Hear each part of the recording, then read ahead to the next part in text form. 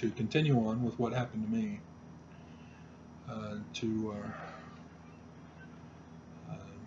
do a summary. Kids kidnapped. I was blamed. I tried to petition for a redress of grievances through the proper channels, through the proper processes, rejected from everyone at every level of government in the state of Utah. And then I kept being attacked after I lost. The federal court judge said, "That's it, you lose, it's over." And the Utah government still came after me because that's how they are. It's not just a matter of winning, it's about punishment after winning. So when Judge Kavanaugh, in his hearing, threatened to retaliate after becoming a Supreme Court judge, he's serious. He will retaliate. And not just by overturning Roe versus Wade. He will do other things also. Mark my words.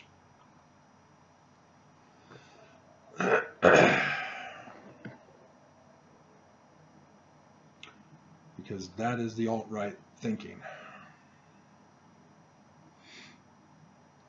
You know, if you mess with them, even if you're the victim, if you dare stand up to them, they take you down, they take all your loved ones down. They utterly ruin you. And if they show mercy, they will murder you. That's their thinking. That's why they torture. Because they want pain and punishment.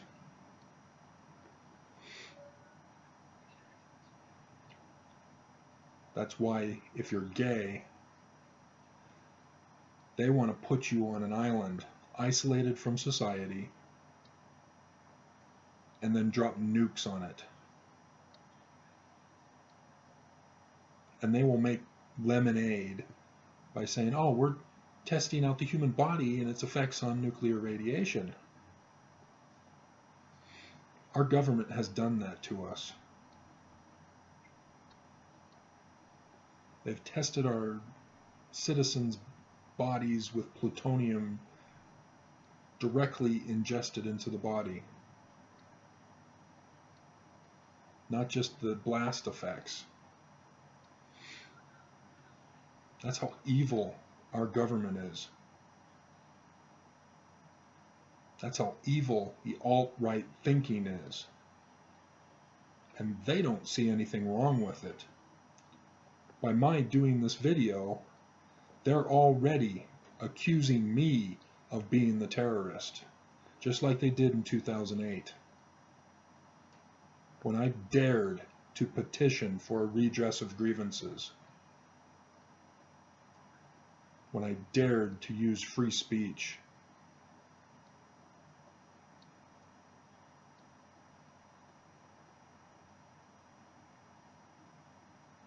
It is against the law in an alt-right government.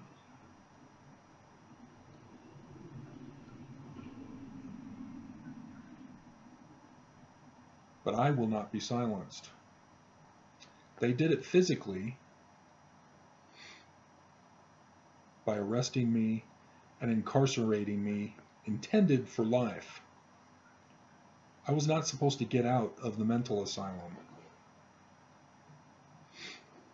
because they made sure that I was forced on psychotropic drugs. That's why I have this belly. I was an athlete. I was exceedingly fit. 23andMe, the DNA report, says that my muscle structure is superior.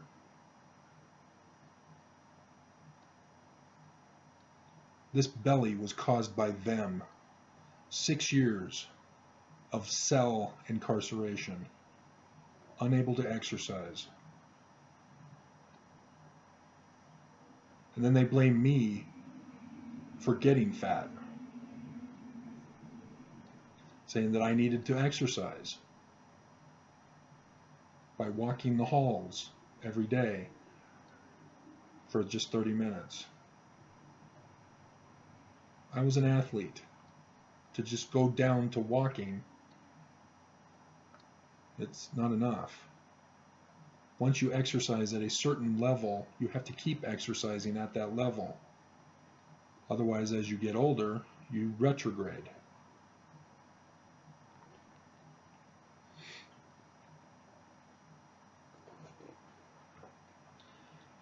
But for me, to get this belly was directly a cause of the sedentary life that they had for me as an incarcerated person who never went to trial. I was never found guilty. I was just accused.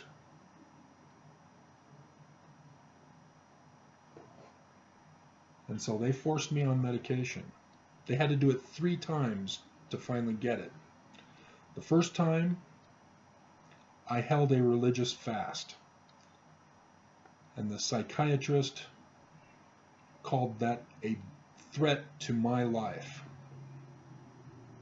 A religious fast, a threat to my life. I have no rights once I was found not competent for trial. We had no rights in the hospital. You know, they talk about it and they give us a paper saying we have rights. But we don't have rights. We have to comply. We have to get levels to get rights. I didn't comply, so I never got rights. So when I asked for religious texts, I got opposition. I got denials. And that's sort of how I got them tripped up, but that's not part of this discussion. Because for alt-right people, you use their thinking back on them. And they hate that. When you use their tactics against them.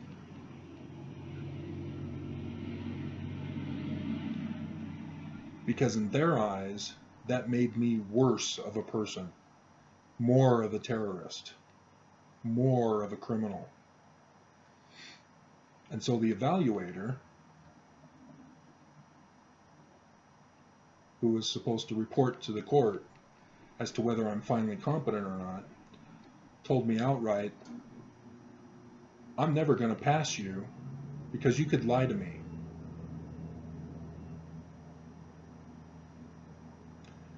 According to the laws of Utah back then, and they changed the laws after I was released, and they changed it in a manner in which if I were to get in trouble again, thus by making these video presentations, and they have me arrested, I can be put into the mental home again for the rest of my life, never to be seen or heard from again. All legally in the state of Utah.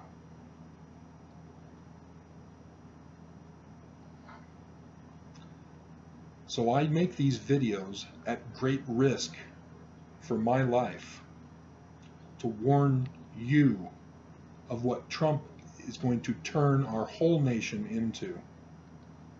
One big state of Utah.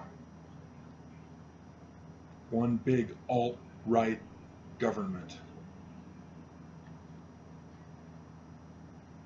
It won't be just immigrants getting locked up.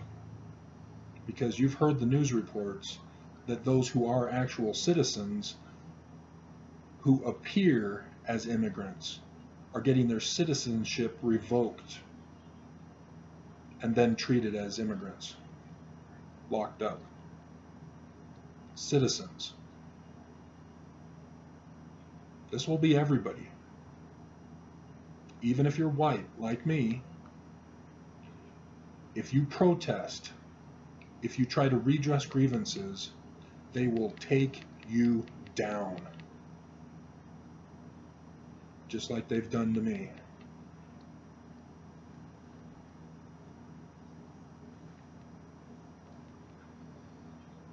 And so the first time, the psychiatrist didn't get away with forced medication because the panel didn't know me and weren't ordered by the Attorney General of Utah.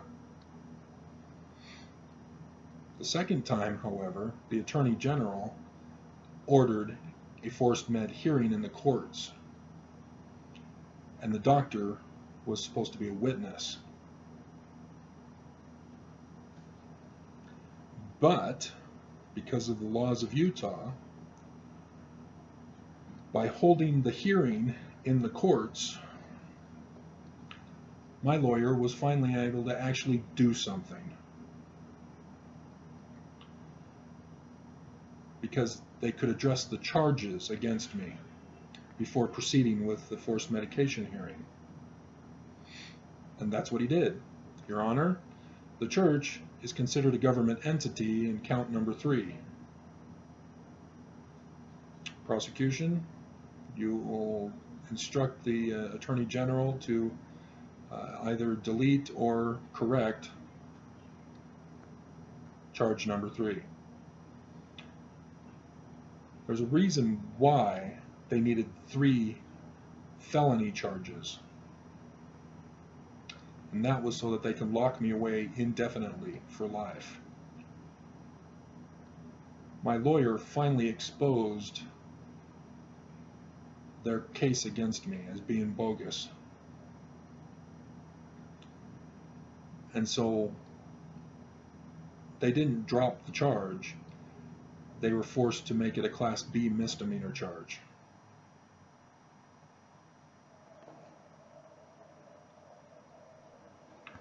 And kept the other 2 felonies. And still intended to keep me indefinitely locked up. But of course, by humiliating the prosecution, humiliating the Utah Attorney General who made the charges against me,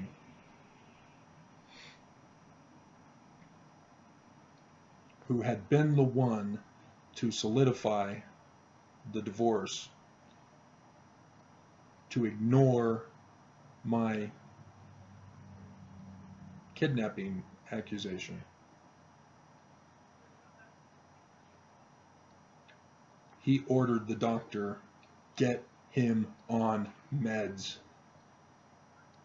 Whatever it takes. And the whole hospital was then in on it. The panel was not an independent panel. They were specifically chosen by the Utah Attorney General.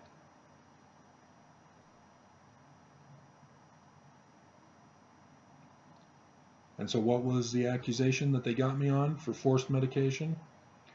According to Utah law, the hospital can only do a forced med hearing if I am physically threatening myself or others. And that involves getting violent. I have never been violent in my life.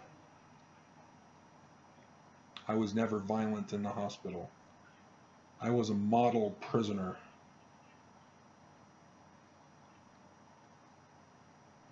With no chance for parole. Having never gone to a trial, so therefore no parole at all. No rights. And so what did the doctor do? She got my caseworker, and the both of them said, he's scary. He scares us. No violence, just they had feelings of being scared. I was scary looking. And the panel said, oh yeah, okay, good enough. Not violent? Okay, whatever. Force medicate them, as ordered. And of course they had to transfer me to a different section in the hospital, so that I had to have a different doctor, because the other doctor feared for her life. She's the victim. See, that's how they work. It's the same pattern over and over again. They victimize, but then claim to be the victim.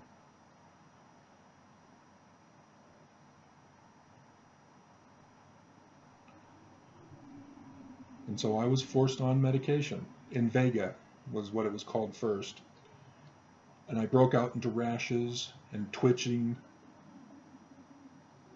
And it got so bad that the doctor finally consented to put me on Zyprexa. And that's the zombie drug. I ended up sleeping right after dinner all the way till the morning. 12 hours. I had no interest in anything. I was a zombie. And the people that worked there, who were to take care of us, they said, you've changed. It's not the drugs, it's you. See, again, the people working there are all part of it, to blame me rather than them. Because the workers had to be on their boss's side and attack me. Because if they didn't, they could lose their jobs. And several did. In the psychiatric observation area, one of the workers in the temple also worked as a guard in the jail. He knew me. He knew that I was getting set up, because I went to the temple every single day. They all knew me in the temple. He knew me. And he saw how they were treating me.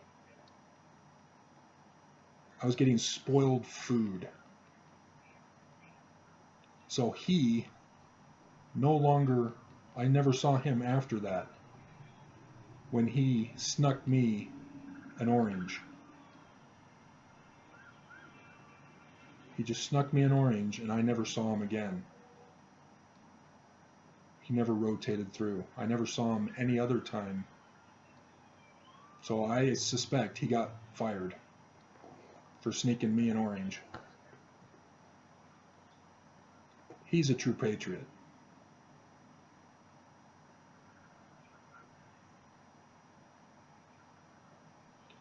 That's what the Civil War was like, when you had people smuggling slaves through an underground rail system.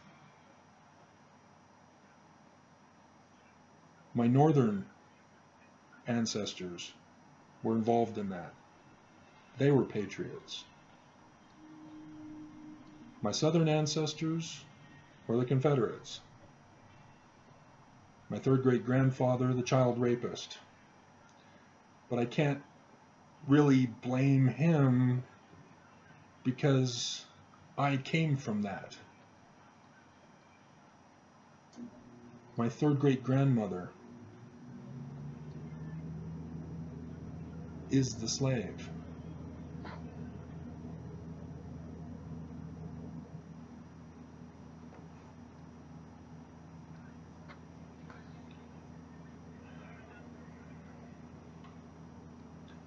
And so I got out from a miracle.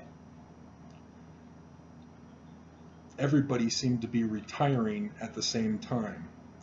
The psychiatrist, the evaluator,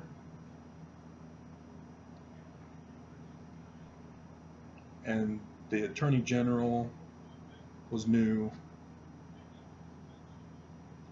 So when the evaluator found me competent, not knowing my situation, not knowing that they weren't supposed to let me go, they had to have me evaluated by the other evaluator.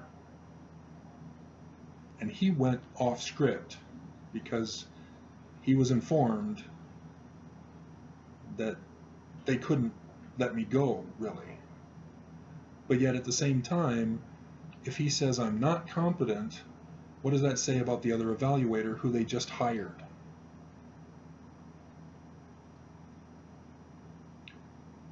And so he had no choice, even though he went off script, to say I thought I was competent. And with the new Attorney General, they dropped the charges. I was sort of free. I still had to report to the court with the original evaluator that said I wasn't competent for trial. I had to be subjected to her. And I told her I want my freedom. And she told me outright, ain't gonna happen.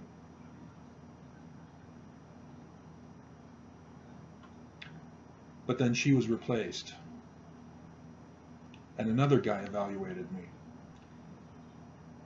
And he said, you're fine. I'm going to tell the court your probation's over. So I am completely free to report to you of their crimes again. And they should know this. I told you about it in a previous video. When you punish somebody who did nothing wrong, that reinforces them in their belief. Or if you punish somebody who's guilty, that reinforces them to be more hardened in criminal behavior. Both ways. It strengthens them. And so by being free, we now have Amazon that publishes books for free. We now have the internet where I can post blogs on a website. We have social media with YouTube that I can post videos. The whole world now knows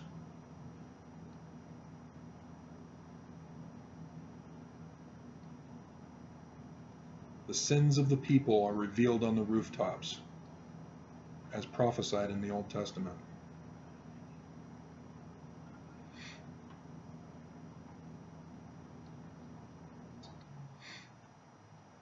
And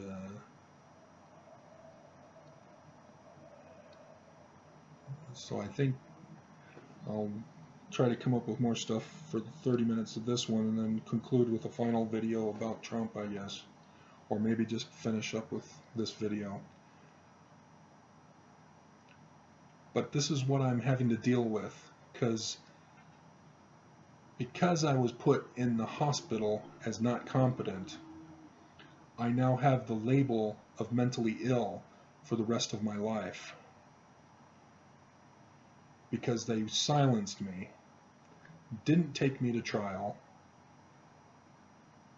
took away my rights. And in Utah, if you're mentally ill, you lose rights. You're not treated equally in Utah because you're forced to receive Social Security, and they pay less than minimum wage. And the government who gives us the Social Security want us to get off Social Security.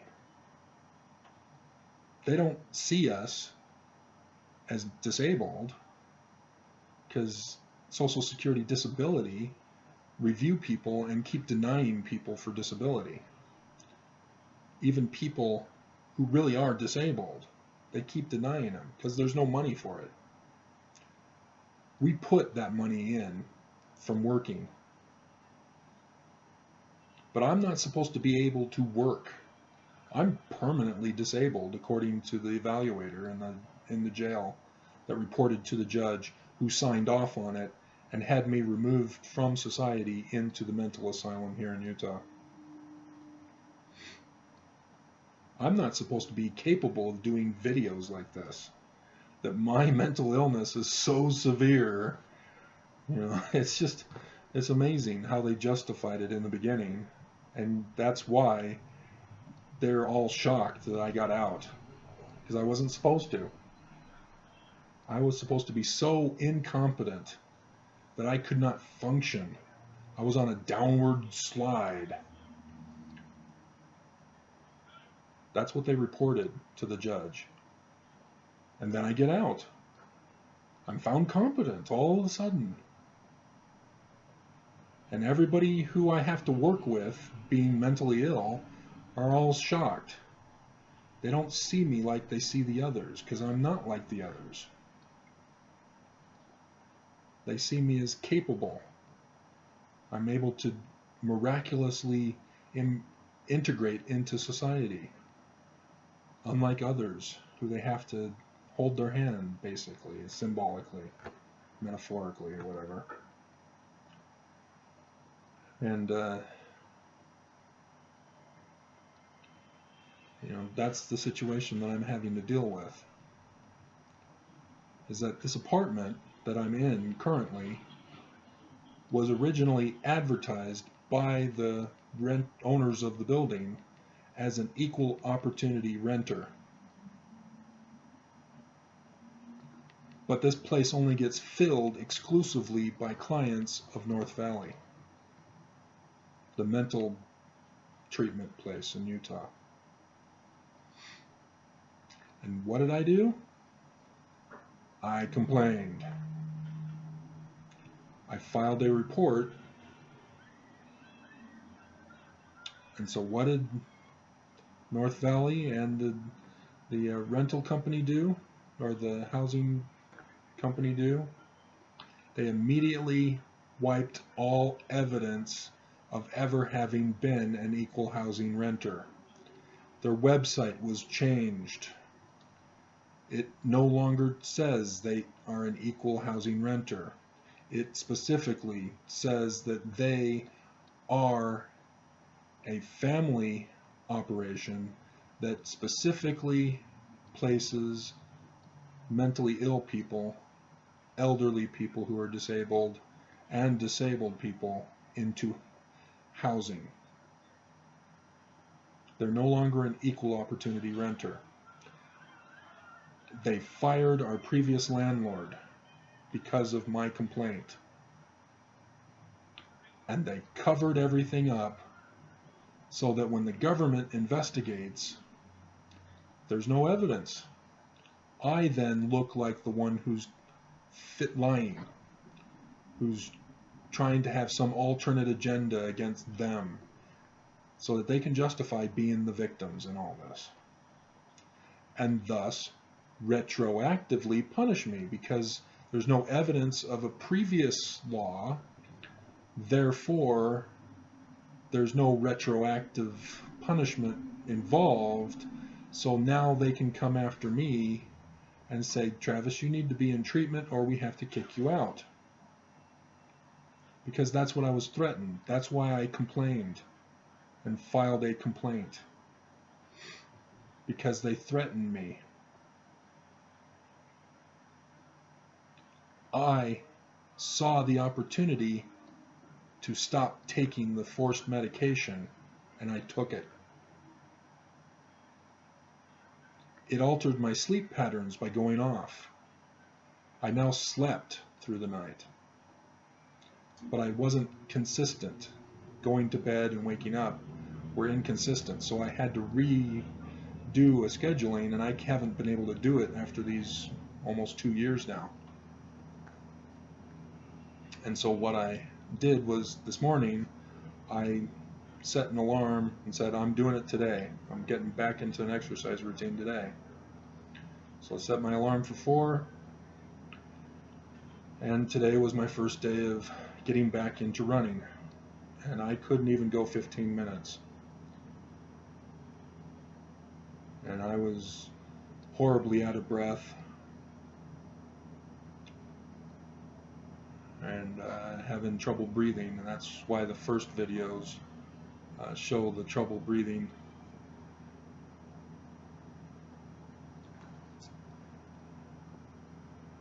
because I'd already had breakfast and showered before I started the videos, and I was still out of breath. That's how out of shape they made me.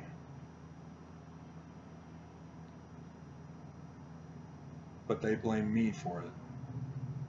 They will not accept responsibility for it, because they are the victims in their eyes.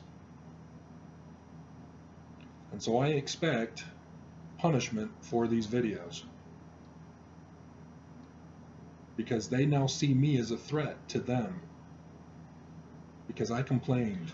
I petitioned for a redress of grievances. I am threatening their jobs. They don't see it as having done something wrong. They don't see that they're covering up their crimes against me to justify a future punishment that I expect to be coming at any time now.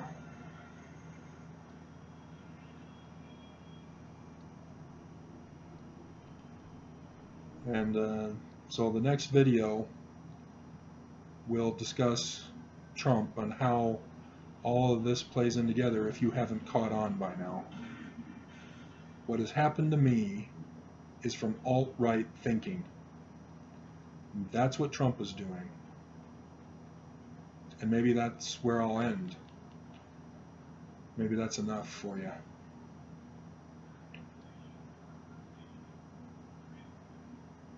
Because Donald Trump premeditatively planned to become president.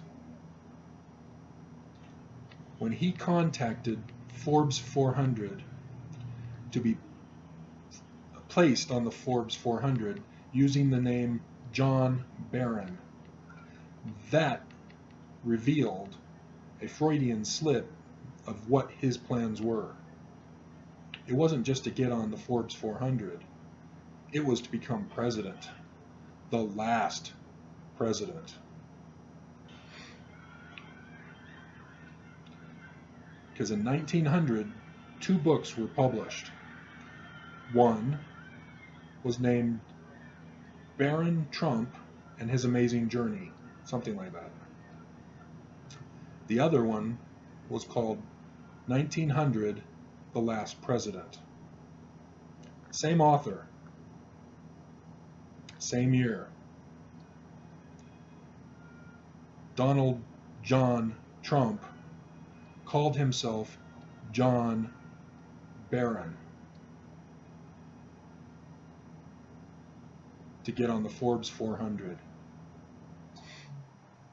He called his youngest son Barron Trump.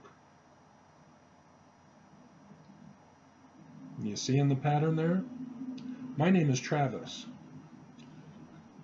Because my name is Travis, I found out that Texas is all about Travis. Travis Lake, Travis County, because the general at the Alamo was General Travis.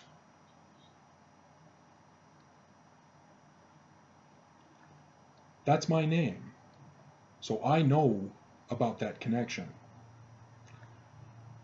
Donald J. Trump knows about those books by that one author. And he revealed it in that Forbes conversation and in the naming of his son, Barron.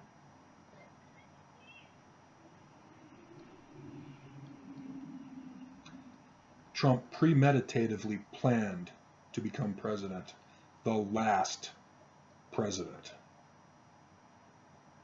And that alone should cause everyone to fear and tremble Trump and his alt-right thinking, and fear and tremble that no one is stopping him, that all branches of government are now alt-right. We have everything to fear, even if we've done nothing wrong. That is the warning to you guys. I know the alt-right mind. I know their agenda. You need to fear, because we are all doomed.